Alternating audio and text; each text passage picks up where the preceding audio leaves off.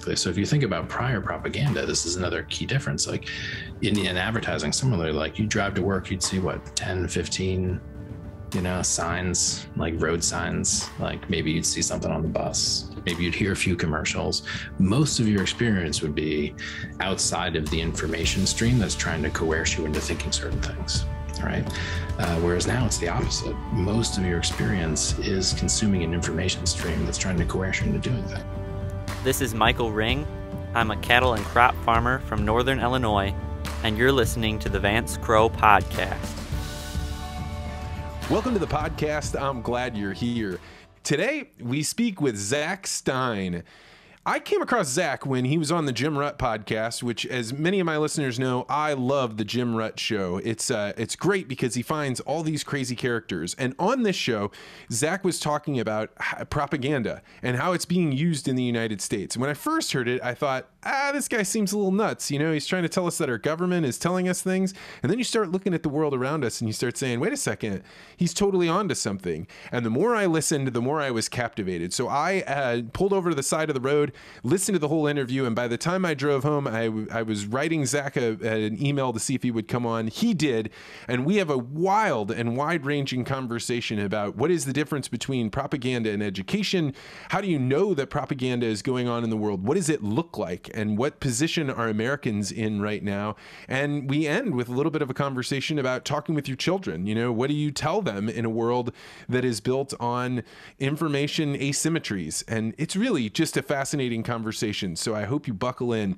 Before we get to that, all Christmas season, I was doing legacy interviews. This is when I sit down with a loved one and I talk with them about their family stories, the values that they want to pass on, and things that they want to remember. This has been a wonderful way to capture those stories that oftentimes you've heard your parents or grandparents say, but nobody's ever had the time to write it down. Or often I'll ask people questions that they'll say, I've never answered this, and I'm looking forward to my daughter hearing this.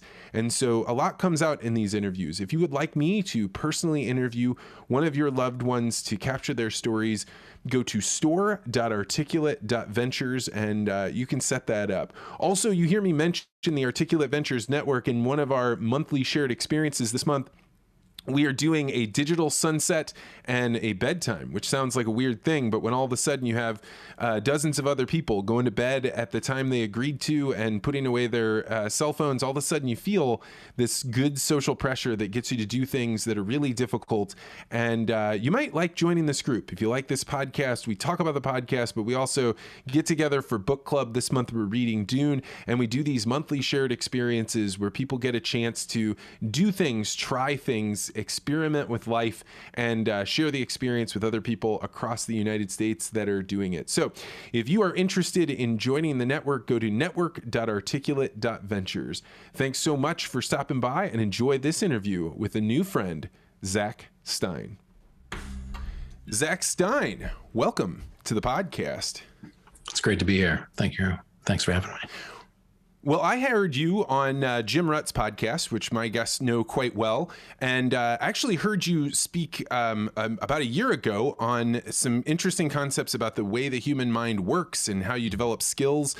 But it didn't dawn on me to have you on the podcast until I heard you come back on Jim Rutt's show and talk about propaganda. And I was so enthralled with your take on that and how much I had missed just in the water around me, that I actually pulled the car over and stopped driving to listen to the rest of the interview. So we have a wide range of things that I want to talk about. But first, why don't you introduce yourself, a little bit about your background, what you do with the Consilience Project, and kind of what the Consilience Project is. Yeah, thanks. I'm glad you didn't get in an accident due to my use of language. Yeah, that was a fun conversation with Jim. And the Consilience Project is an attempt to articulate like a core body of social theory that can be used to understand the current moment. And the current moment is a moment of meta-crisis. So we're trying to raise public awareness about the depth of the meta-crisis, which threatens basically civilizational continuity. So we're working on those issues. I'm a philosopher of education and a psychologist, and was actually brought to the study of existential risk and civilizational collapse through the route of looking at educational systems failure. specifically standardized testing. So my first book is on standardized testing. And then my second book, called Education in a Time Between Worlds, basically looks at the current moment of civilizational transition. So that's a little bit of my background. I was also involved in getting a nonprofit going called Lectica, which was an attempt to use the new sciences of learning, neuroscience, educational neuroscience, and the model that you heard me speak about with Jim, which is a cognitive developmental model, to use that to redesign standardized testing. Because the multiple choice kind of no child left behind, race to the top approach has destroyed the schools. So that Lectica continues on. I'm an advisor. So I have my hands deep in kind of like educational reform work, looking specifically at standardized testing, and seeing just how one could decimate human potential made me realize that if you had what I called a catastrophic bifurcation in intergenerational transmission, which is a terrible word that basically means like we forget how to pass on stuff, like important stuff. If that occurs too deeply, that's a kind of a vector or cause of civilizational collapse just by definition, because civilizations are, you recreate the civilization by passing on the key skills and personality structures and other things that allow it to be itself and to improve, or, at least not completely collapse. So that's how I kind of got into this conversation with folks like Daniel Schmachtenberger and others in this, and Jim Rutt and Jordan Hall and people in that zone, thinking about, well, wait, this civilization is mortal, and it may be terminal, and we have to think about a deep redesign. And so I focus on education broadly construed, so broad that things like propaganda fall under that banner. So I took to the propaganda literature surprisingly enthusiastically. Like I really understood it. I was like, Jesus, what have we done here?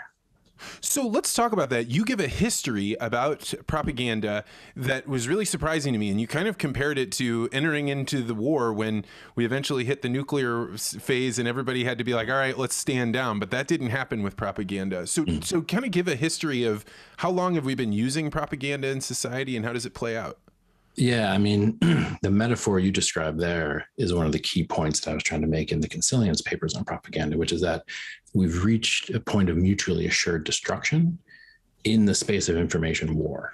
So like, when the nuclear bomb was created, and actually before that with certain chemical weapons in World War I, there was a stance of people like, oh my goodness, we could destroy humanity itself because our technologies for creating weapons are so powerful. We have to reconceive how we use weapons, right?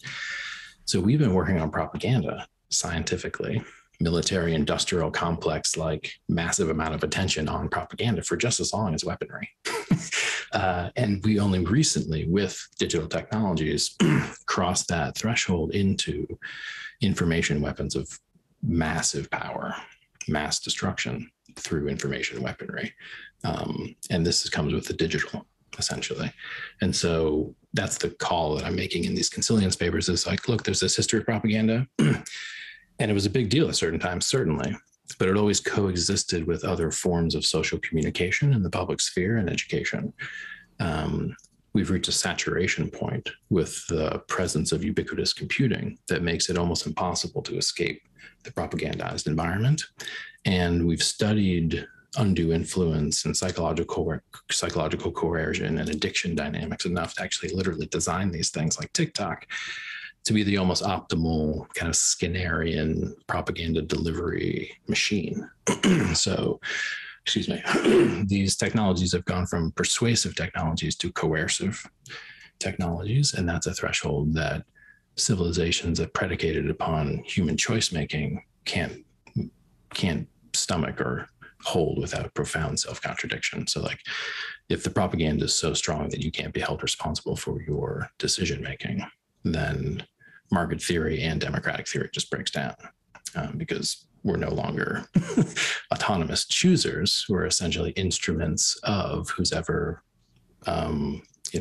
manipulating us through these kinds of coercive technologies. And that sounds extreme, but if you look at the neuroscience behind screen use and the addiction patterns that are already been demonstrated by Facebook's own data, we're in an unprecedented situation in terms of the information. So, and the history of propaganda, as I mentioned, goes way back. I mean, we're talking Ramses the First, right? For as long as we've had communications technologies, we've had people using communications technologies strategically, as opposed to, let's say, educationally. And this is an important distinction, that the very same tools used to create propaganda, printing presses, radios, televisions, eventually social media, and before that, huge monuments and other things, right? Those same things can be used to educate in a non-coercive way, where the whole intention is to bring the next generation up and into the same amount of knowledge held by the people creating the artifacts. So propaganda, you can tell because there's no intention for you to ever bridge that knowledge asymmetry. Propaganda is there almost precisely to keep you out of touch with the actual state of knowledge and in a manipulable position. So there's always been that dichotomy. As we've gotten more communication technologies, it's kind of a Marshall McLuhan type point, we've expanded our capacities both to educate and to propagandize. So although the propaganda papers are saying we're in a mess, they're also saying we could use the same tools to create the most profound educational system that has ever been seen. But we have to really reconceive the way we're using digital technologies, How do you define the difference between what is education and what is propaganda? So I mentioned one quality, which is that, let me take a step back. So I work with a concept in my second book called concept of teacherly authority. It's a very important concept, which we've actually, as a culture, don't hold very well, teacherly authority. But there's a situation where you know more than me. Let's say we're looking at a tractor or a car or something, right? I don't know anything about tractors or cars. I know a lot about other stuff. I've got a doctorate. But if my car was broken down and you were a dude who know a lot about cars, I would come to you. We would look at my car together. And there would be what I call an epistemic asymmetry, right? You would know more. We would both know that you know more. And we'd both be interested in basically me learning enough to fix the situation, right? So that's kind of like, just take that out. It's like a model. That's teacherly authority, and it occurs all over the place. And it's a necessary social function. And it involves this epistemic asymmetry and precisely the mutual interest in bridging the asymmetry. So like if you're a good teacher, you want the student to come to know as much as you or more than you. And for civilization, that's key because basically you have to take over, kid, when I'm gone. So like I can't propagandize you entirely. Otherwise, I keep you out of touch with the realities you need to know to actually keep the system going. So you can see how if we get totalized propaganda, we actually lose touch with reality. We're not passing on the actual ability for younger generations to get in touch with reality. So teacherly authority exists. There's legitimate teacherly authority. There's bureaucratic teacherly authority, where the reason you're my teacher is because the institution tells me you're my teacher, but you don't actually know more than me, right? So there's all of these subtleties in the concept of teacherly authority. Propaganda is similar because it's a situation where there's epistemic asymmetry. Like you're the government, like you're a massive media organization. You know more than me. We both know you know more than me, right? And I need the information you have. And you release the information in such a way that there's no ability for me to bridge the epistemic asymmetry, right? So that's one telltale sign of propaganda, is that the epistemic, like we know more than you and we're giving you information, but you will never know as much as us by design, right?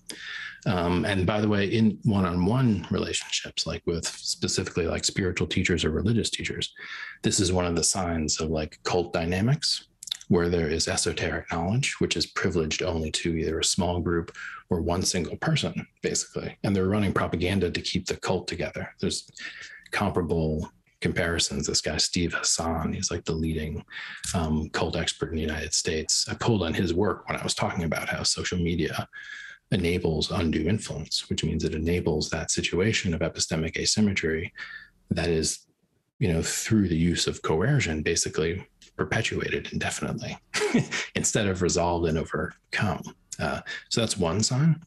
Another sign, as I've been mentioning throughout, is coercion versus persuasion, right? So like, if I want to convince you of something using reason, I would want to get you in a situation where you were optimally alert, where you were well caffeinated, you're well rested, right? We have a thing where we're like looking together at a shared object that represents it, like it's a respectful dialogue, right? If I want to just like basically make you do something, I'll wear you down. You won't have sleep, right? You'll be distracted by way too much information coming at you way too fast, and you can't tell what's true, and you don't know kind of who to look to for advice, right? So I will then basically at the right moment put in moments of clarity that resolve things for you and make you come into a situation where basically through information control, almost like certain forms of altered states of consciousness would get induced from information overwhelm. You can have someone take on ideas without having thought them through. The classic word for this is a thought terminating cliche, right? So a thought terminating cliche is offered in a context of information overwhelm that has been intentionally created in order to resolve the discomfort of being inundated by information with a cliche that stops the rest of the conversation. And so the presence of thought terminating cliches, the use of context and control of context to create environments where you're literally being discombobulated and hypnotized. And of course, advertising, and that's how you get it in there. You don't want people alert, looking exactly what's going on. You sneak the message in behind emotional defenses and other things by creating context that allow you to do that. So like nudging through micro-targeted advertising is an example of that, where it's like they're precisely getting you right where they know they can, because they've studied you. And they know your newsfeed is hot with emotion right now. And they know that something could be brought in that could resolve that emotion. So they'll give you an ad for a medication, for example. And so that's not making that up. That's how they do it. And if your goal is to optimize getting people to do stuff, as opposed to optimizing getting people educated, then there's no route other than to just nudge and basically subtly coerce. Now, overt coercion is violence. And so propaganda bleeds into a form of psychological violence. And in the most direct contexts, the recourse is ultimately to violence, and people know that. And so they pretend like we're having a rational argument when in fact we know that you're the one holding the big stick. So I'm agreeing with you because you're holding the big stick. And so there's that spectrum of like coercion. So that's another factor, is that, the presence of the thought terminating cliche and the creating of these contexts of where thought becomes basically impossible and you become manipulable. And sometimes you don't even realize that's happening. That's the best kind. You're being entertained. You're on your news feed and you're in a daze. Would a thought terminating cliche be something like, we trust in the science? The science is settled. That's probably the best thought terminating cliche out there now. And there's many things to say about it. Like from the outside, the thought terminating cliche seems absurd, right? From the inside, it solves everything cognitively and emotionally, and ends very complex trains of thought and very difficult conversations through a kind of magical incantation. And so through television, you could deliver thought terminating cliches, but you couldn't force people to use them. Maybe they would, maybe they wouldn't, right? On social media, not only can you deliver thought terminating cliches, you can basically create contexts where you have to use them or you're kicked out. And that's basically precisely the dynamic that Robert J. Lifton, who was an Air Force psychologist, is a fascinating a very important psychologist, studied Korean war veterans who'd been literally brainwashed by the Chinese. And so the Koreans brought them up into China in these camps. And it was violent, but it wasn't. They basically sat in circles and argued for hours, argued about ideology, argued about the difference between capitalism and communism, argued about the colonialist ambitions of the US and a whole bunch of other things. And in that context, you weren't allowed to sleep, you were maltreated, you weren't fed. If you started to agree with the group leader and the other soldiers who'd been there for months to use the thought terminating cliches, like, for example, Chairman Mao is yada yada, or that's not a materialist dialectical idea, right? That's a colonialist idea. That's a capitalist idea, right? If you fell into those buckets using the thought terminating cliches, you were rewarded basically with food or sleep, right? And so soldiers came to just repeat these thought terminating cliches through a kind of subtle coercion for months on end, and became confused about what their own ideas were concerning capitalism versus communism and the role of the US and the East and things of that nature. And a small number of them chose not to return, chose to stay in North Korea.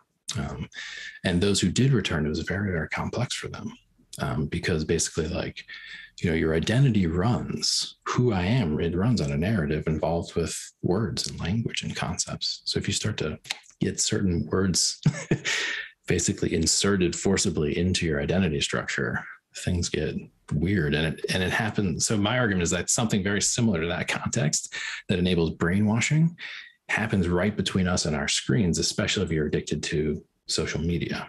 Because like I said, it's not just a one-way broadcast receiving propaganda. It's a receiving propaganda forced to articulate the language given to you by the propagandists for social approval in the mix, right? So it's a socio-technical engineering of a certain way of thinking and being. And sometimes there's a duplicity. You're doing it for show, so you don't get kicked out of the group, or so you don't get scapegoated for saying something controversial on Facebook. And then in real life, that but I mean, even the research shows that if you write a paper, counter to the perspective that you had before, if you come back and say, well, how much do you feel about this? Just having done the act of writing the paper pro something you didn't agree with before changes your position on it. And on one hand, you could say, well, maybe that's because you know a little bit more, you have a broader perspective, but it could be on erroneous things. You could do it on why planes actually can't fly, and people will eventually be like, yeah, some of those things we learned about why planes can't fly.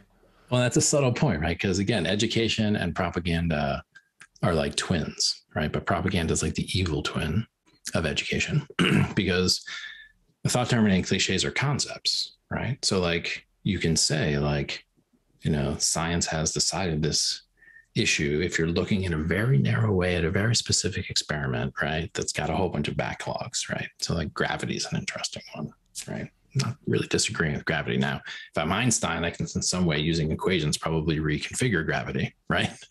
But for all Newtonian purposes here on the planet Earth, gravity works. And that's important educationally, that you can give people concepts in the context of legitimate teacherly authority that expand their agency and expand their understanding of the actually real world. So that's education.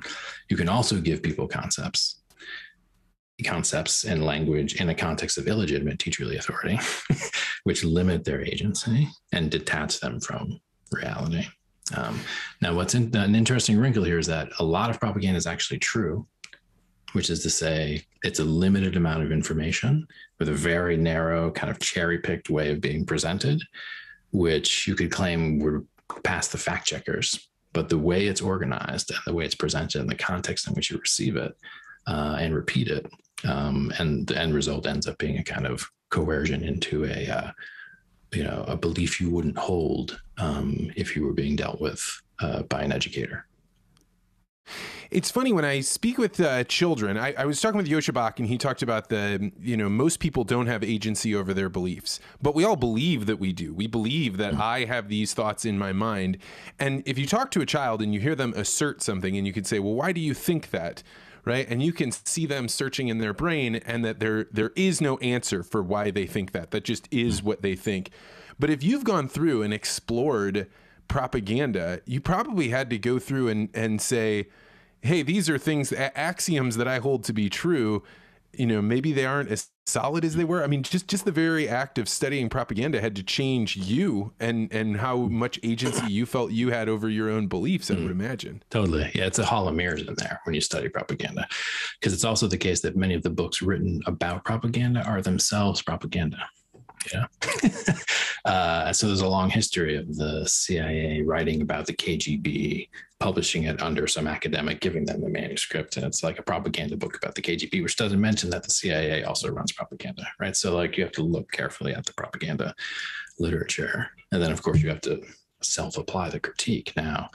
And this is where ultimately education and the study of propaganda comes back to these deep epistemological questions. Like, I think most people do have some agency over their beliefs. And so we don't just believe it. So like, I would disagree with hard reductive materialists and people who would equate what machines can do with what humans can do. That the human mind is not ultimately best thought of as a computer. And so there's a baseline of things that even children have a right to assert, even though they can't justify it through propositionally differentiated speech. So like, I don't know if you're married, if you had kids, but oh yeah, I have a daughter. Yeah, totally. So if I asked you like, do you love your wife and kids? Of course. Yes, of course. Right. So like, do you have agency over that belief? Oh, wow. You see, do you have agency over that belief? And if I asked you to justify the love you have and to explain to me what it is, where it comes from, where is it grounded? This is where we get into the work I've done with Gaffney and Ken Wilber, Mark Gaffney and Ken Wilber, the Center for Integral Wisdom, or the Center for World Spirituality. We're actually looking at what is the basis of human knowledge and where have we gone wrong in terms of our epistemology and thinking about our own minds, right? Because many people don't think we have free will. And if you don't have free will, then you don't have control over your thoughts. Then everything I say to you is not my choosing. You're accepting to believe what I say to you is not of your choosing. Therefore, there's no difference between education and propaganda because it's all causality.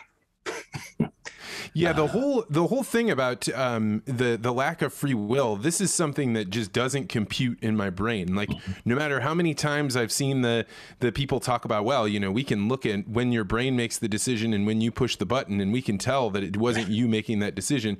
There's something intrinsic about that doesn't help me to believe, and therefore I don't actually explore it that much more, because it seems like it takes away, literally, like you were saying, all of my agency over everything in my life.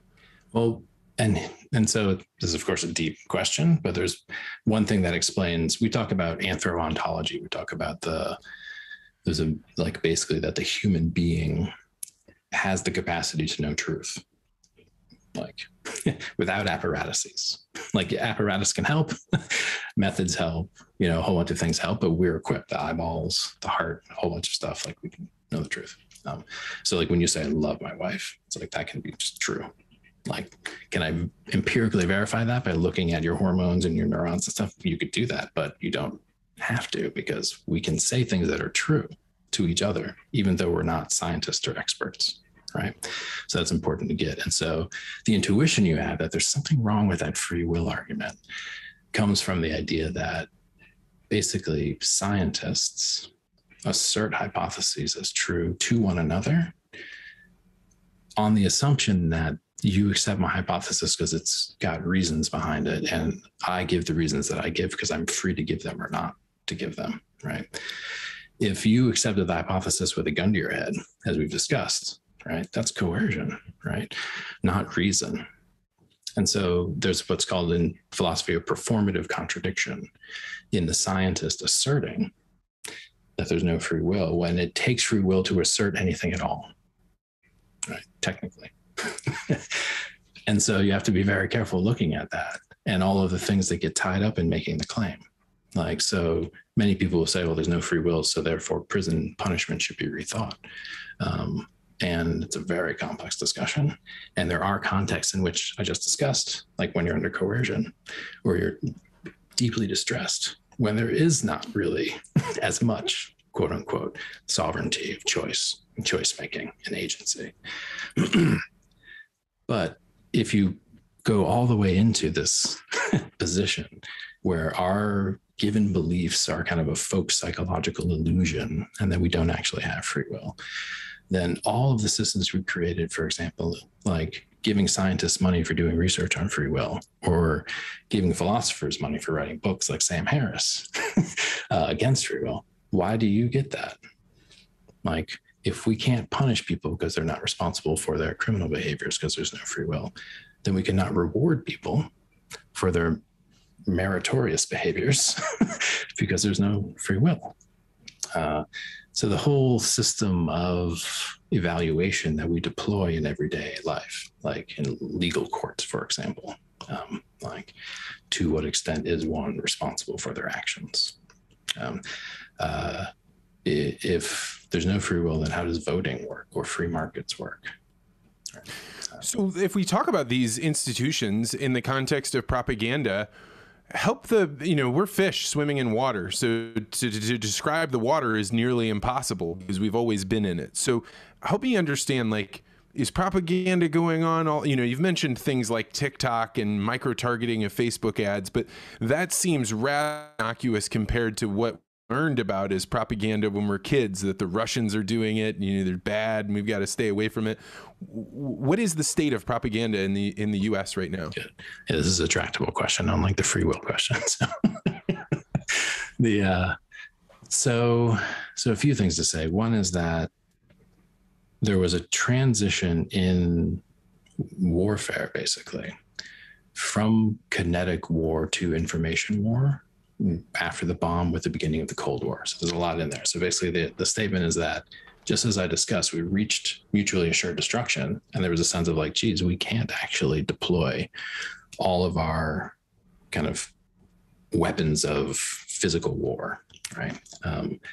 So there was actually a redeployment of a whole bunch of resources towards winning a war of ideas with the Russians, classically. So Eisenhower, in particular, built a Cold War propaganda machine that was both domestic and international. That was one of the largest. I mean, it's incredible. He called it psychological warfare explicitly, and it was probably one of the most complex endeavors that actually birthed a new form of warfare, which is sometimes called fourth generational or fifth generational warfare, where there's still kinetic conflict occurring.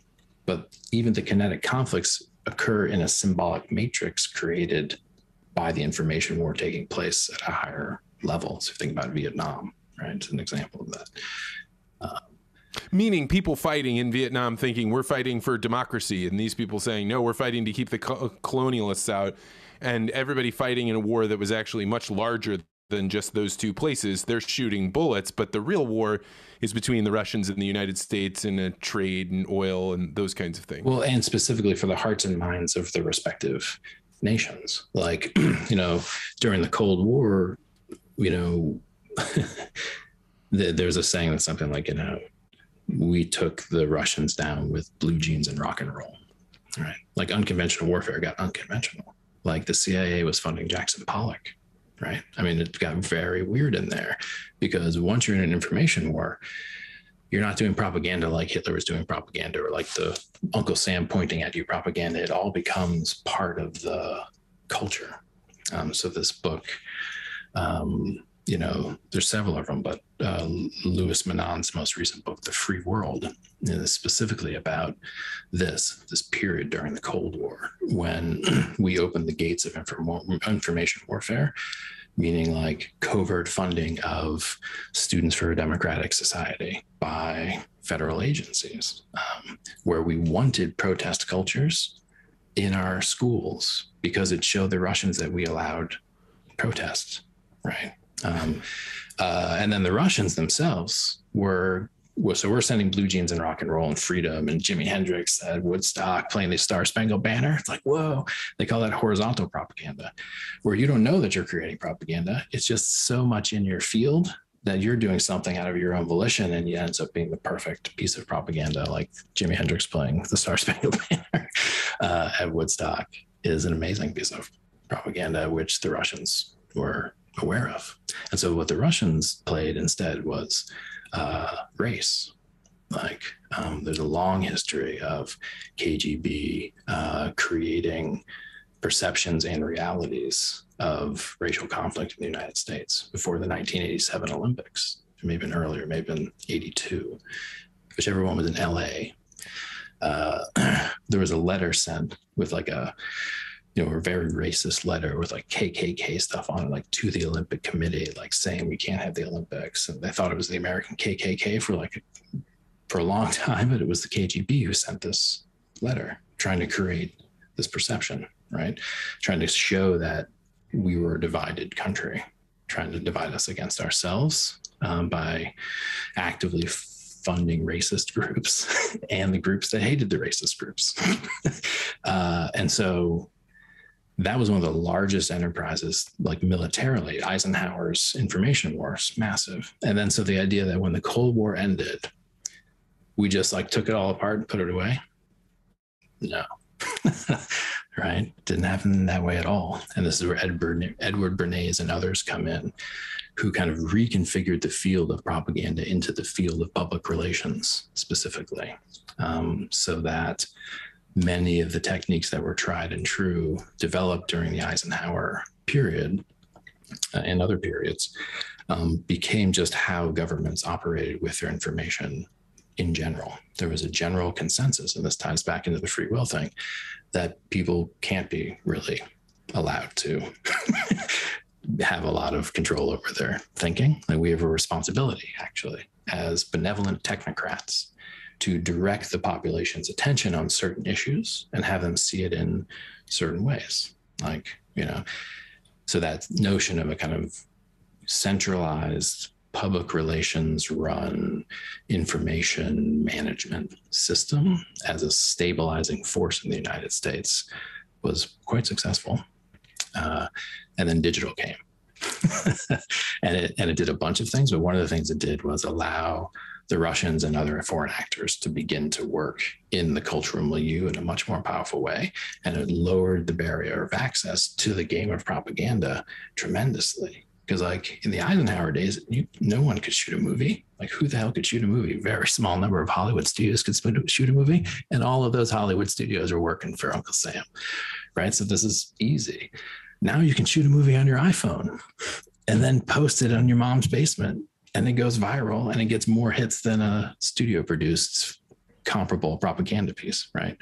So lowering the barrier of access to playing the information warfare game changed the whole playing field. And then, as we've discussed, the TikTok and micro-targeting and addiction dynamics and the basically brainwash machine that was created, and that being everywhere with you all the time, also changed the dynamic, which put us in a situation where our propaganda used to galvanize us and often draw us together. Our domestic propaganda used to galvanize us and draw us together.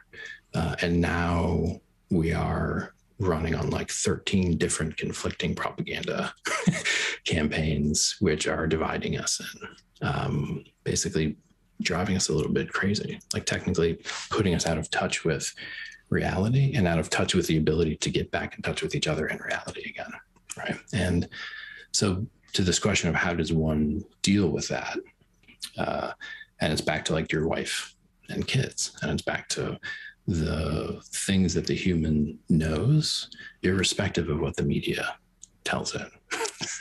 And this is why certain types of practices, usually associated with religion and community and meditation and things of that nature, are essential, because you need to be able to identify what's something that's been put in you and what's something that's come out of you, that's you, and what's something that you know because you actually know it, the way you know you love your wife, and what's something you know because you were told it by a second, third hand, fourth hand source. And so there's what I'd call something like an immanent metaphysics that surrounds you, where you can be in touch with reality. And when that is out of touch with the narrative, the meta narrative that's being told to you by the media, that's where these incongruities really occur in people's lives. And so people feel that a lot, where this, anyway, so. Well, so I run a network that people kind of get to. It's kind of a digital network, and we try these different experiments every month. So one month it'll be like take a cold shower, for no hot water, or just do these different experiences, and then we talk about it. But we're all in different locations. And one of the ones that's been the most profound is getting people to both set a bedtime and set a digital sunset. So the digital sunset is sometime before you're going to go to bed. You just put your electronics away, and then you're living in the world wherever you're at, and then making sure you go to bed and get a full 8 hours of sleep. And you can tell the group has responded to this in like extremely powerful ways, because they're saying like, there are things that were going on around me that I just didn't realize, or I wake up in the morning and the fact that I separate my waking up from when I touch my cell phone for the first time for the first 2 hours, that my level of anxiety about things is just way lower. Yep. And it's one of those things that when you're sitting there before you do the experience, you think, no, it couldn't be like that. But when you actually do it, you're like, I really didn't realize just how many times my attention was given over to this box that told me I should be feeling a different way than I'm feeling right now. Yeah, that's exactly right. And I mean, we're so deep in that we're now studying scientifically what it's like for people to be away from their screens. We used to study what it was like for people to be on screens because it was novel to be on screens. Now the screen is so ubiquitous that literally send kids to camps where they can't have screens, and then we study them scientifically. Like, what are they going to do if they don't have a screen, right? People were more excited to do the cold water showers than they were to do the digital sunsets. Like, it was like a really intimidating thing to get involved in. Exactly. So that's important to see how normalized the ubiquitous information exposure is. And so the main way out of the propaganda is to make that information stream an object instead of to be swimming in it, basically. So if you think about prior propaganda, this is another key difference. Like in advertising, similarly, like you drive to work, you'd see 10, 15, signs, like road signs, like maybe you'd see something on the bus, maybe you'd hear a few commercials. Most of your experience would be outside of the information stream that's trying to coerce you into thinking certain things. Right. Whereas now it's the opposite. Most of your experience is consuming an information stream that's trying to coerce you into doing things. And if you think that reading the New York Times or whatever, watching Fox News or looking at the media is somehow different than that, then read the propaganda papers. The media is precisely not trying to educate you.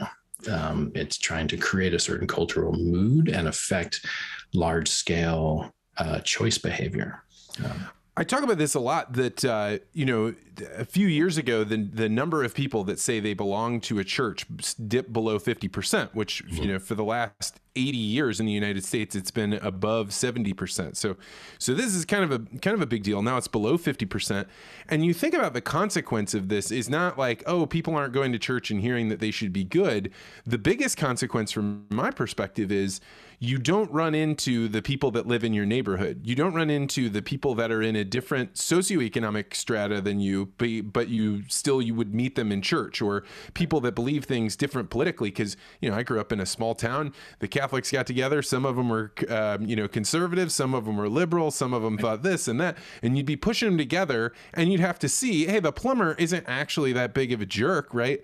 But when I read him on Facebook, I want to kill him. I don't want to be anywhere near him. Look how dumb he is.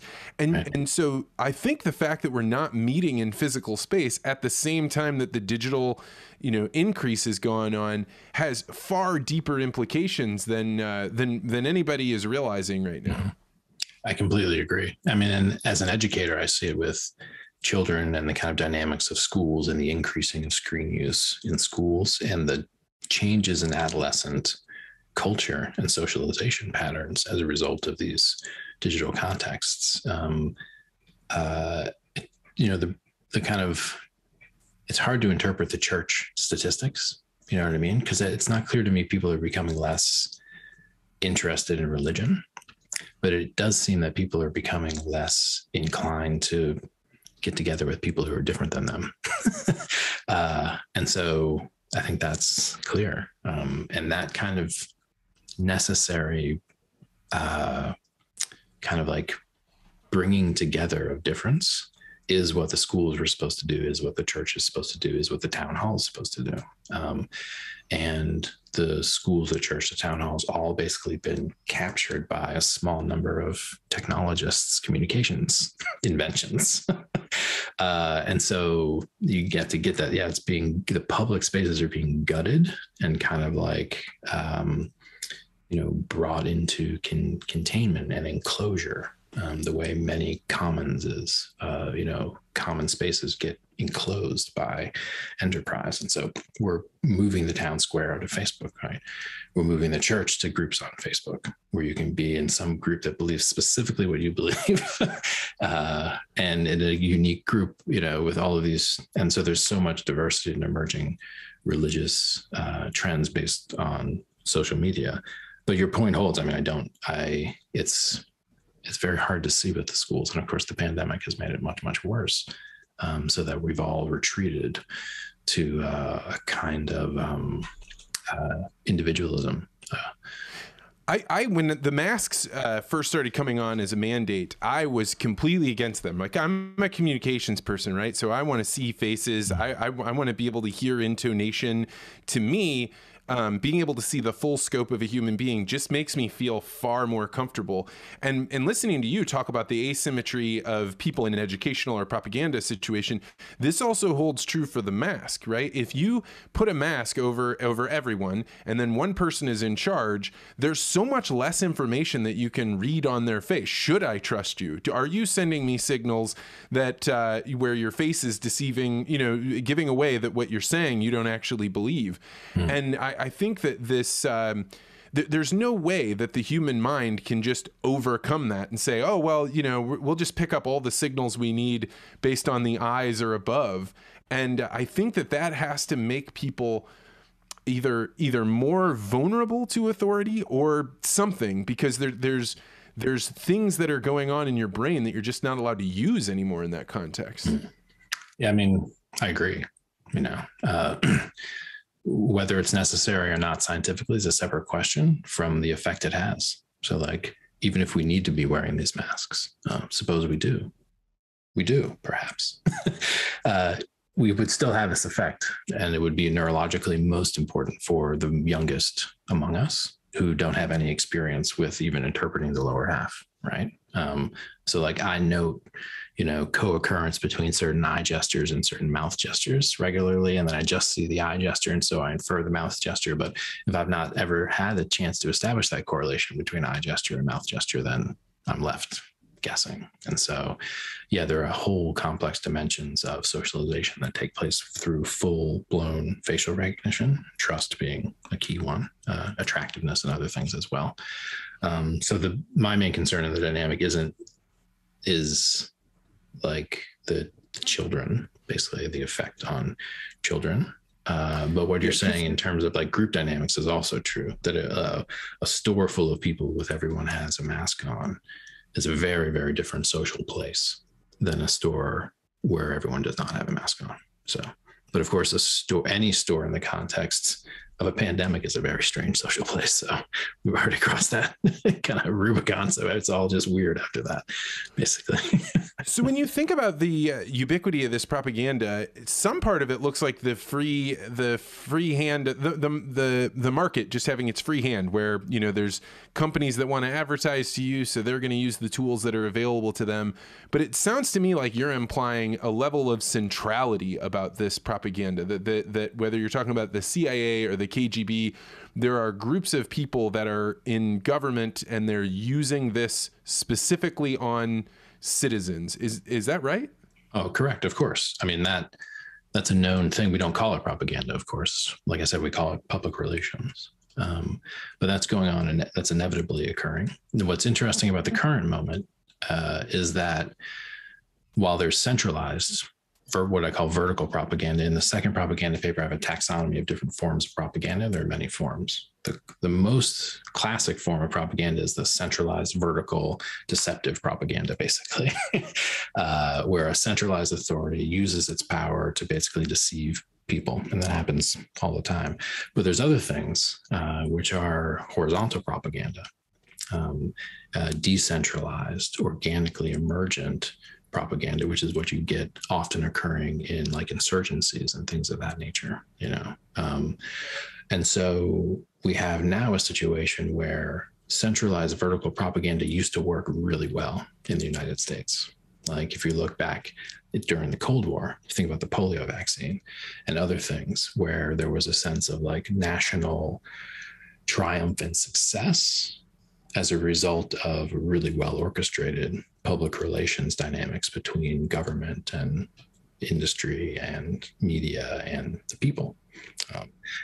Even if there was some small minority that was worried about the polio vaccine, they wouldn't have the power to create the level of impact of propaganda with a centralized campaign. Just took everything out. If you look at the World War I mobilization efforts, where we created the Committee on Public Information, it's just stunning what they were able to accomplish in terms of the centralized propaganda. So we were able to do that for a very long time. But again, with the emergence of digital.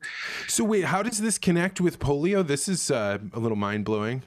Well, that's just an example of, a very complex public situation where the amount of dissensus was very, very small, even though the situation on the ground is very, very complex, right? And so you had all of the apparatus of the Cold War, Eisenhower kind of psychological, operations being deployed domestically to create the perception of what was the success. I'm not saying it wasn't a success, but I'm saying that like it was a freaky enough situation. Like if that happened now, for example, like, can you imagine what would happen? So that's the main difference. That's super interesting. So if you make the comparison between, hey, we found the cure for polio, or at least the vaccine for polio, so we can get rid of this disease. And then you look at the way that the government was able to convince people, hey, not only is this safe, but this is a triumph and we should feel great about this as a nation. The exact opposite has happened now. The centralized propaganda around the COVID vaccine, maybe worked on 40% of the population or 48% of the population, but there's a huge percent of the population that's saying like, not only do I not believe you, I think you are lying to me and I should actively avoid this thing. Right. And so that's kind of the issue, is that it used to be centralized propaganda works really well. And we're still actually doing a ton of centralized, like probably more money has gone into the centralized propaganda around the pandemic than has gone into any geopolitical event since World War II. This would be my guess. I don't know, because they don't even call it propaganda. The money's everywhere. Advertisement companies on government contract, like, editors and major newspapers, and like it's a whole thing, celebrities and all of this stuff. It's a propaganda operation. It's a centralized propaganda operation. It's huge, but it has not succeeded. Why not? Because they're digital. Because of the lower of the barrier of access to entry into the information war, and the difference of exposure, so that you're not just getting exposed to what the government shows you, you're getting exposed to all kinds of stuff. So you're also getting like your attention is being captured, not just by the government, but by anything. And so there's so the overload of information is so much more overloaded with information, right? So you can't even really be useful, pliable citizen anymore, because you're like entertained and confused and hypnotized, and you'll do whatever they kind of want if you have to, but you're not tracking it like an information, a responsible consumer of information. The responsible consumers of information, are also tracking more sources. Like for example, during the polio vaccines, like where would you get numbers if you're interested in the actual numbers? Where would you get the numbers in the 60s or the 50s? Like you wouldn't. Like now there's numbers everywhere. There's numbers everywhere. And it's precisely the fact that there's numbers everywhere, but there's specific numbers you won't show us, but there's numbers everywhere and you won't show us those ones. It's that kind of where the epistemic asymmetry becomes apparent, and that it's being guarded against the gap becomes apparent. That's when we start to get what's called counter propaganda and kind of a kickback, specifically called like a counter expert discourse. So that every time the expert centralized propaganda makes a statement, there's a predictable counter propaganda response which draws a certain amount of comparable attention. And so those eddies in the field of the culture eventually delegitimate and make that centralized campaign very, very hard to operate. And that's why you end up using coercion, because persuasion has failed. And so you're basically going to force people. So this is fascinating. You know, one of the comparisons that I make, for a while I worked for Monsanto, right? And I was actually in their public relations arm, right? So I'm helping to articulate, why is it that GMOs are okay or better for society than not having them? And the people that popped up that would say, no, these are bad, and I have evidence that they're not, they had a certain way of behaving and acting and talking that when I was inside of Monsanto, I was like, that was a detection that they were not telling the truth here, right? Mm-hmm. And then you fast forward to COVID and the vaccines, and the same thing happens, right? You have people that come out and say the vaccines are safe, they're, you know, the right way to go, and now there's a counter, like the eddy that you described. I think that's an actual perfect metaphor. And I see many of the things, the tricks that they do to be able to call attention to themselves and to be able to say you're being lied to, as the same ones with the people with the GMOs. So the people that are saying, hey, I'm being blocked from being able to tell you the truth about vaccines. The crazy thing is, when I was doing Monsanto, I looked at these people over here saying GMOs aren't safe, and I thought, you people are crazy and you're bad and you're doing this, you know, for your own personal reasons. And then with the vaccine ones, I don't feel that way, but I see that their behavior is very similar. And so now I have two different eddies that I'm seeing that make me very uncomfortable as I sit here, because I'm like, I don't know which one is right. It's important to get, again, the hall of mirrors, right? So if I was one, like you would fund the most irrational voices on the side you're trying to discredit, for example. You would even create incredibly irrational voices precisely on the side you're trying to discredit. And then that would allow you to have a certain ability to smear the entire side with the most irrational voices, which have been intentionally amplified, right?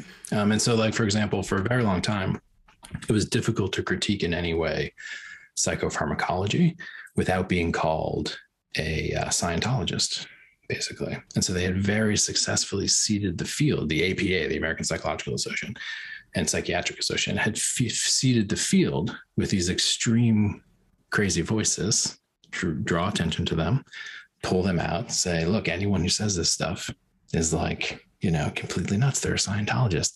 And that just shuts everything down, right? So it's very complicated when you're looking at the counter-expert discourse, especially the extremes of the counter-expert discourse, which becomes so extreme.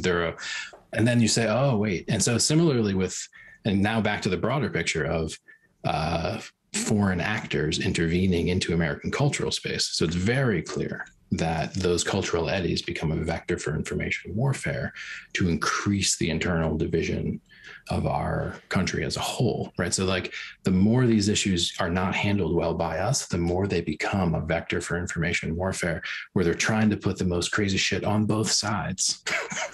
When I ended up leaving Monsanto, you're describing something I've never put into words. So when I ended up leaving Monsanto, they had been bought by Bayer. It was just time for me to go. I really thought that it might be a good idea for me to sit down with the anti-GMO people and be like, look, let me explain something to you. You have done Monsanto a favor for the last 20 years that you cannot even begin to describe, because what they would say when you get a victory, oh, GMOs are bad, is they would say, you know what? Why don't we add on another 2-3 years of testing? Why don't we have a few more regulatory bodies come in here? Just add $10 million on. And so before you know it, the only way you can get a genetically engineered product is to have $130 million in 15 years to burn. And so that means all of their competitors, all those little startups that would come, the anti-GMO people just went and flamed all of them. They have no chance of getting their products to market. And Monsanto gets to just continue to grow bigger and stronger and stronger. And so it's like, you fools did all, like, I used to say this, like, no one did more to make Monsanto the largest company the large company that they were than the activists. That they actually did the work of pro Monsanto ultimately. Yeah, no, it's very, very interesting. It's very, very interesting. And these are vulnerabilities in the kind of national culture and information ecology that didn't used to exist when we had a well-contained, centralized propaganda apparatus, right? And so the ability for the wedge issues to become targets by Iran and China and Russia, like they are, both sides are getting radicalized intentionally. And there's a lot of documentation of this in the Consilience papers, where they're agitating for both sides in the same protest, that Russians in particular. And so similarly with debates like the vaccine debate and other contentious issues, it's hard not to see the most extreme players in the counter expert discourse as not somehow kind of patsies, making it so that it's easy to dismiss that whole counter argument as completely irrational. And so that's something that's like a tactic that's kind of known. So that's why you have to look so carefully at what's occurring. Man, this had to really mess you up, because it's already messing me up just in this conversation where you're sitting. That's why I stopped the car, because I was like, if you start to think this way, you run the risk of getting to the point where you're almost wearing a tinfoil hat, because you're like, look, how do I know who to trust? How do I know if there's any communications work that's noble? How do I know? And so, one, are you really messed up because of this work? And two, what do you do about it? I mean, I think, I came to it as an educator. So I came to it after having studied the way communication goes right, after having studied the best way to get people to learn about the realities of the actual world, right? How does learning work? How does teacherly authority work? So like those things are real and super robust.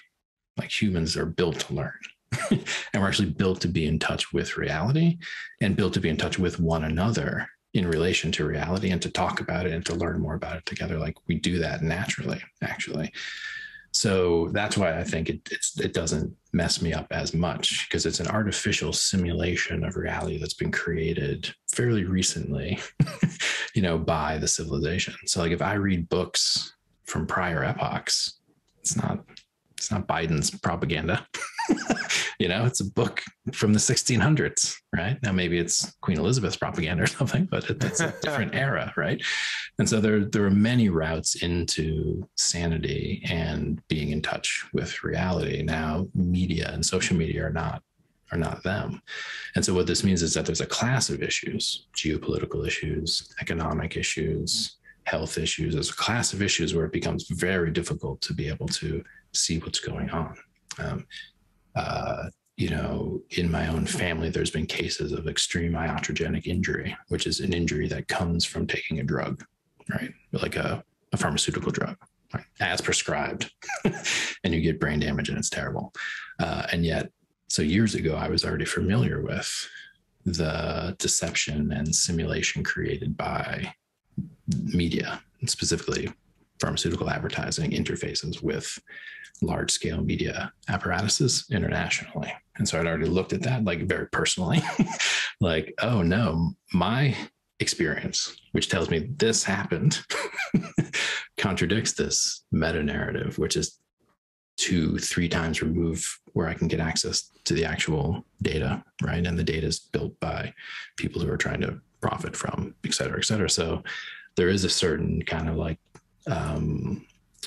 comfort one has to have with not knowing certainly, like not having certainty about certain types of issues, basically. But that doesn't mean you can't have certainty about other issues. You can. They're the ones that I really like that. I mean, they're the ones that aren't mediated through the media, And it's interesting because the media does create a sense that you should have an opinion on every single issue. You should know how you feel about Russia invading the Ukraine. You should have an opinion on Chinese and Taiwan relations. Right. You should know what's going on in Seattle or Minneapolis, and you should have and you could say they put the opinion that they want to have in you, but just the very idea that you should have an opinion about these things at all is in and of itself a major difference from other parts of time. And there's 2 ways that works, right? One is That's how democracy works, the fourth estate. Like if you need an informed citizenry to make decisions, but then you can kind of parasite on that as well. That's how media companies sustain their role in the attention economy. Like it's how they generate demand. The way you generate demand to read the news is some kind of obligation you have to read the news. And so you're right. There's a very strong sense people have, like, I have a civic duty to stay on Facebook and stay informed, basically is the way people think. But that's just market demand being generated by media companies detached from the actual noble motive of the fourth estate, which was to keep the citizenry informed. And now we're back to education and what would an actually educational civic infrastructure look like. It's completely possible with digital now. We're just choosing to have a civic infrastructure that's mostly for distributing propaganda, and we can't even run it in a centralized manner. China at least runs their internet in a centralized manner.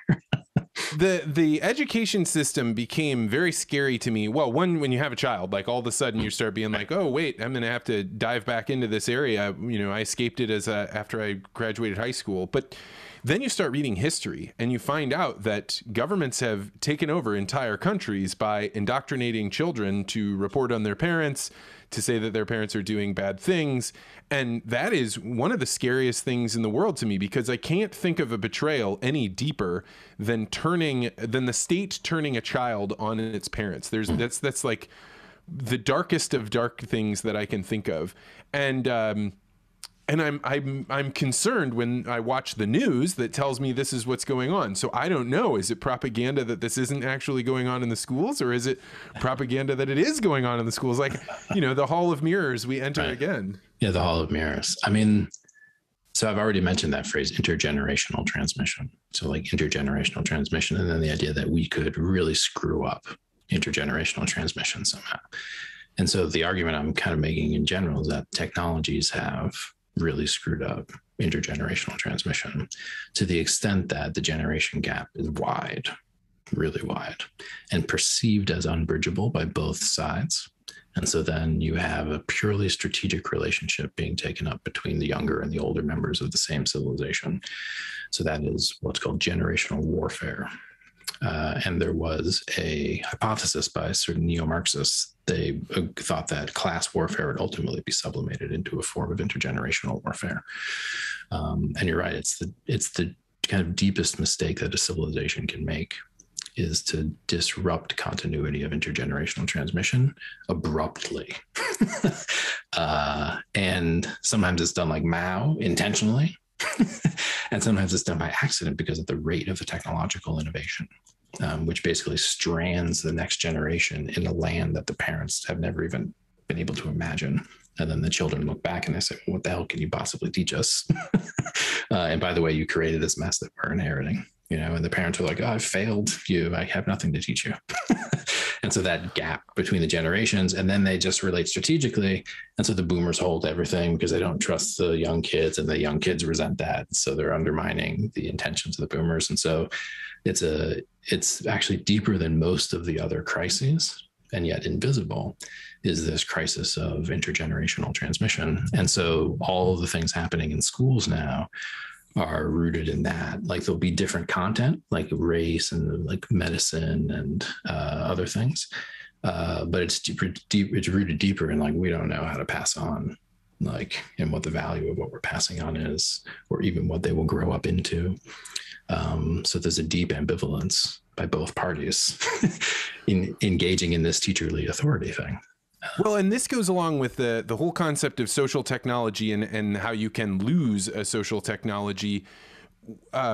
I think religion played such a deep role in the social technology of intergenerational pass down that people have no concept of it. I mean, like if you go open up basically any major religion, you will find in the very beginning pages, how does inheritance work, right? Who is responsible for children? How does the raising occur? When does somebody stop being a child and move into adulthood?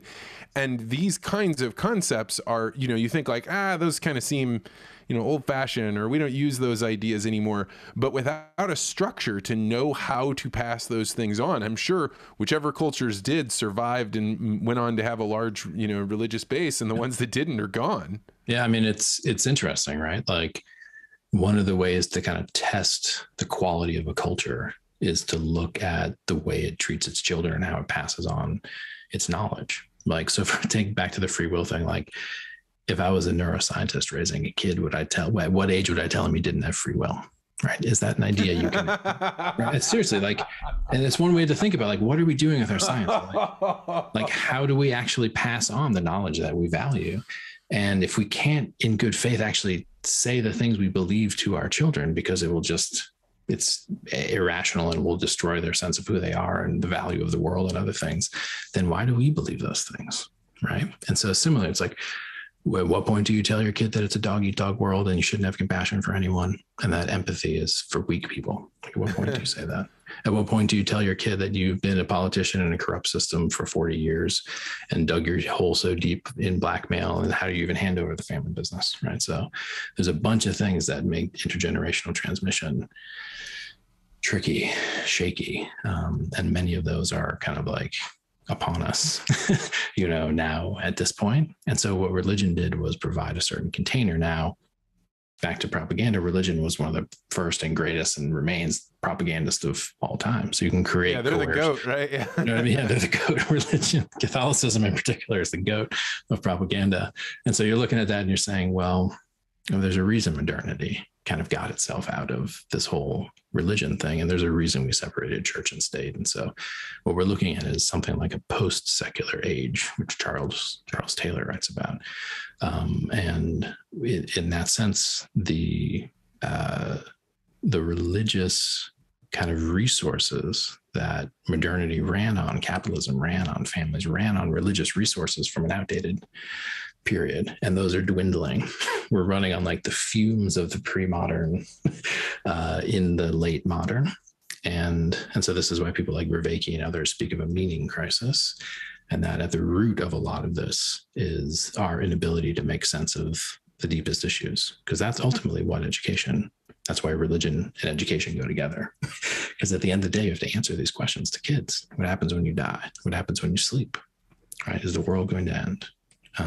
What is good to do to other people? What's bad to do to other people? Right?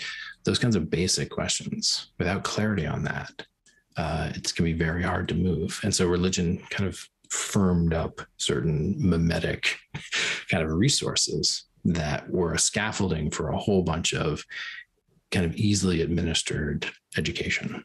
And so with the breakdown of that, we've lost certain kind of like backstop, a cultural backstop, so that now we're at a loss for what to tell our kids about the most important things. And so they end up, other people who are less reasonable are willing to talk about those important things in crazy ways. And so if we don't start saying really reasonable things about the most profound issues, then people who will say unreasonable things about profound issues will gather followings. If you look at woke, if you look at Q, you're looking at digitally media enabled quasi religions, which provide identity and morality and inquisitions and all kinds of things. And so in the absence of religion, something has to function as religion. And this is what Paul Tillich called idolatry, when you take something that's actually finite and give it infinite value. And so if we don't somehow resuscitate certain religious forms, we'll be run unconsciously by kind of a religious script that's been given to us through the propaganda. I parasitic. I talk about this all the time. Like astrology right now with women between the ages of 18 to 35 is making a huge comeback. And like, I tell my friends this and they roll their eyes and they say, I don't know who you're hanging out with, but I'm telling you, it is a big astrology deal. Isn't making a comeback, because astrology never went away, man. Like astrology. So here's a little story, and maybe we should probably wrap, but like there's a story where at the end in Berlin, Hitler is going down, like it's the end. And the propaganda that Goebbels and Hitler's propaganda chief is running can't maintain the perception that they're not losing the war, right? All the Germans start to realize they're losing the war, but they're still trying to control the German population. So Goebbels start to put things in the astrology in the newspapers. So the centralized Nazi propaganda was manipulating astrological readings in a last-ditch attempt to try to get people to have hope, and to act in certain ways, right? So even the astrology that you're reading could potentially be written by the CIA. So that's pretty good. Well, Zak Stein, that is a great place to wrap up. But I will most certainly have you on anytime you want to come on. This was a great conversation. Yeah, I would welcome that, man. So if people wanted to read more about your thoughts on propaganda, I highly recommend about your education and learning strategies. How would they go about doing that? Yeah, so there's the consilienceproject.org, which is where you can find a series of 4 papers on propaganda that cover a lot of this stuff. My book, Education in a Time Between Worlds, is on Amazon. And then I've got a website, just zakstein.org. This is where you could get info. We'll have all those links. Well, Zak Stein, thank you so much for coming on the podcast. Yeah. It's been a pleasure.